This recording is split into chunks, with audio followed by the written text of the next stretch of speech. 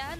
Wild or Way of the Dragon. Wild Charge. Lahat-lahat nagkasabay-sabay na. Pero Oy, nabuhay pa si outplay! Hades. Hades! Outplay pa si Zorn! Grabe naman yun! Nasabi pa. IP flash lalo pa dito sa puntong ito. Pero Ayun mag-engage na yata si Diablo. Ayun na, pumasok na. Pero may counter engage ngayon ng Homeboys. Nangangalmot na nga din dito. Etong si Chibi. Pero sabi naman ni Vanex, dalawa tutumbahin niya para sa Homeboys doon. Dawning Light tumama pero hindi pa nga talaga magiging enough yung matindi ang depensa ang kinakailangan dito from the wildcard team ng Homeboys.